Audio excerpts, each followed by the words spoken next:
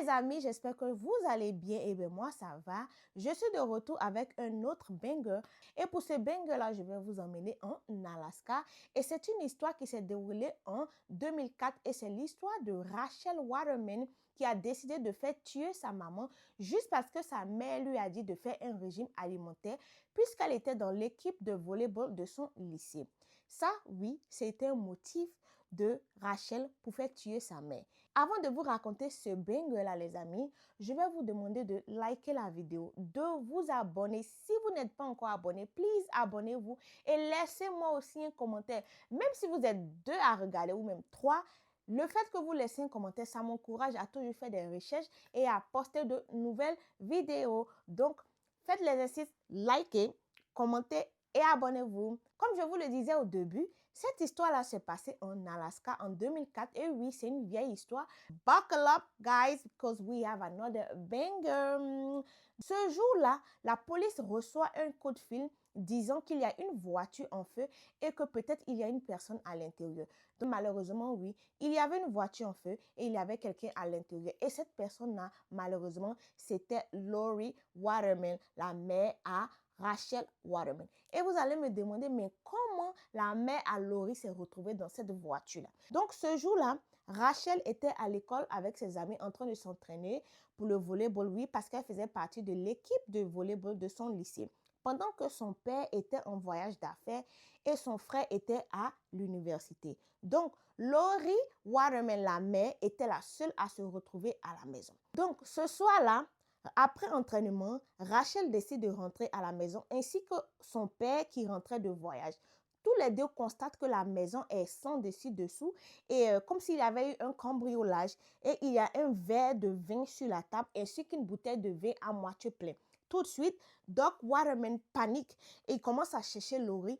Il ne la trouve pas. Il appelle un peu les amis et familles pour demander si quelqu'un aurait vu Lori. Mais malheureusement, il n'a pas trouvé sa femme. Il décide d'appeler la police. La police s'est tout de suite rendue compte que celle qui a été retrouvée brûlée dans la voiture, en fait, c'était la femme à Doc. Donc, la police se rend directement chez les Waterman pour leur annoncer la tragique nouvelle qu'ils ont retrouvé Lori dans une voiture en feu.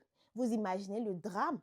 Le monsieur tout abattu, Rachel tout abattue. Et la police commence à leur poser des questions ainsi qu'à mener des enquêtes. Et je vous dis les amis, dans ce genre de cas-là, le premier suspect, c'est le mari. Donc, la police a suspecté Doc, ils lui ont posé des questions, il s'est défendu. En tout cas, il s'est très bien défendu. Ensuite, la police s'est dirigée vers Rachel. Rachel aussi s'est bien défendue. Après interrogation de Doc Waterman et Rachel Waterman, la police a décidé de faire un peu de recherche dans la maison. C'est-à-dire, ils ont relevé des empreintes et aussi, ils ont fouillé les affaires personnelles de Lori pour voir s'ils pouvaient trouver quelque chose de pourquoi elle s'est retrouvée dans cette voiture. Et ils sont tombés sur le blog de Rachel. Et ce qu'ils ont découvert dans le blog de Rachel est très glaçant, les amis. C'est inimaginable. La police décide d'embarquer Rachel Waterman pour lui poser d'ample questions.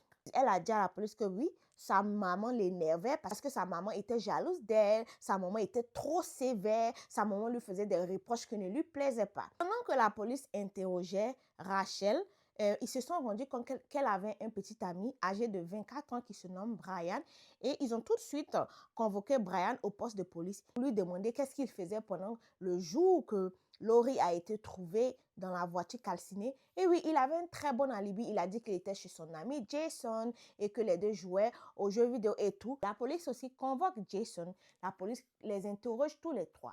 Les trois se sont très bien défendus, mais la police s'est rendue compte qu'il y avait quelque chose qui clochait. Et ils ont décidé d'interroger Jason à part et ils ont interrogé Brian à part. Après interrogation, la police est allée tellement fort que Jason a pris peur. Je rappelle que Jason, il était âgé de 25 ans. Il a pris peur, il a commencé à paniquer et il a dit, oui, les amis, Jason a tout avoué de ce qui s'est passé. Il s'est avéré que Jason et Brian sont à la base de la voiture brûlée que la police a retrouvée. En fait, c'est eux qui ont mis le feu à la voiture et ils ont mis Lori à l'intérieur. Mais comment tout cela s'est fait?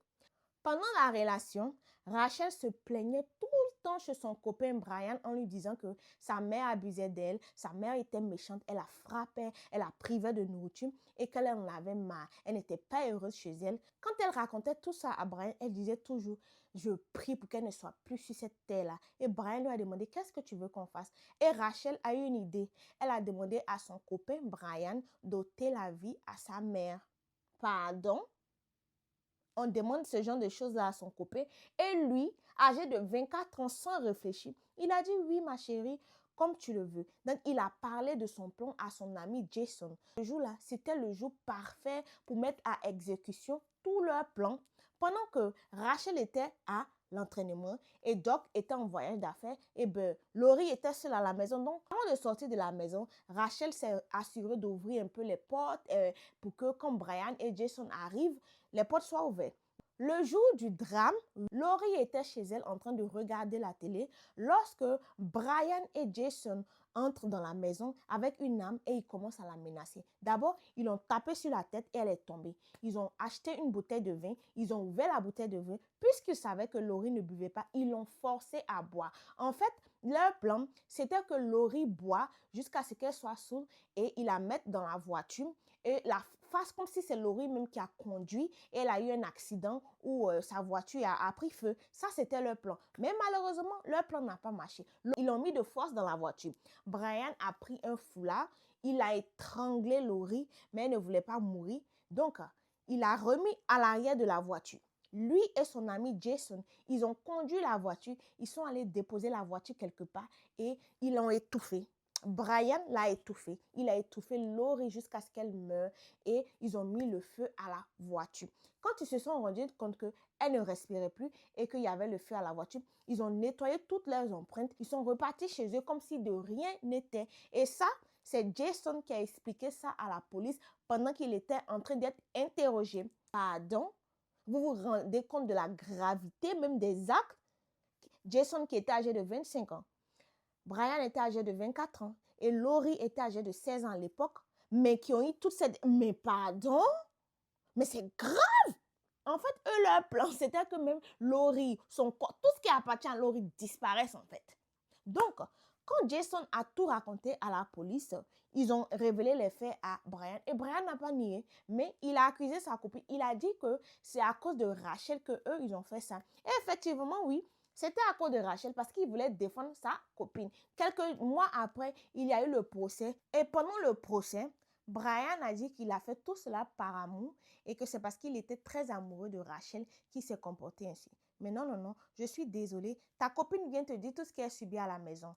Ton premier réflexe, c'est d'en parler à la police afin que la police intervienne. Mais c'est pas d'aller ôter la vie à quelqu'un. Je suis désolée. En plus, il était âgé de 24 ans et son ami Jason était âgé de 25 ans. Vous êtes assez mature, âgé pour savoir que dans ce genre de cas-là, c'est à la police qu'il faut s'adresser. Il ne faut pas ôter la vie à quelqu'un. Non, non. Donc, à la fin du procès, la sentence est tombée. Brian a été condamné à perpétuité, c'est-à-dire la prison à vie. Il ne va plus jamais sortir de sa vie. Et son ami Jason a été condamné à 50 ans de prison. Donc, il avait 25 ans plus 50. Je pense qu'il va sortir quand il aura 75 ans, mais c'est déjà fini. Sa vie même est déjà finie. On va passer à Rachel. Parce que Rachel, je vous rappelle qu'elle avait 16 ans. Et donc, elle a été jugée différemment en tant que mineure. Son procès même a tellement duré parce que la justice ne savait pas si on devait la juger en tant qu'adulte ou en tant que mineure. Elle a été condamnée à 3 ans de prison. Elle était dans la prison pour mineure puisqu'elle avait 16 ans. Et 3 ans après, elle est sortie. Elle a rejoint son père et son frère. Un détail, pendant le procès de Rachel, il s'est avéré que tout ce qu'elle a raconté à Brian était des mensonges. Qu'elle se faisait abuser, c'était des mensonges. Qu'elle se faisait frapper, c'était des mensonges. Que sa mère ne la nourrissait pas, c'était des mensonges. Tout ce qu'elle racontait était une pièce montée, c'était dans sa tête. Hello? Huh? Wait a minute. Guys, est-ce que vous vous rendez compte de la gravité de l'histoire en fait? Tu as fait de toutes sortes, de sorte à ce que ton copain et son ami aillent ôter la vie à ta mère pour au final nous dire que tu mentais et que c'est parce que tu étais en colère parce que sa mère lui a dit de faire un peu de régime parce qu'elle était dans l'équipe de volleyball. Mais c'est normal. Bref, Je pense qu'aujourd'hui, elle revit sa vie, hein, tandis que les deux, là, ils sont encore en prison, malheureusement.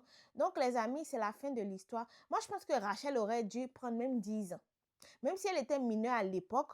Mais bon, moi, je ne suis pas juste, c'est juste mon avis, c'est juste mon analyse. Donc, les amis, c'est la fin de l'histoire de Rachel Waterman. S'il vous plaît, likez la vidéo. N'oubliez pas de liker, de la commenter. Commentez.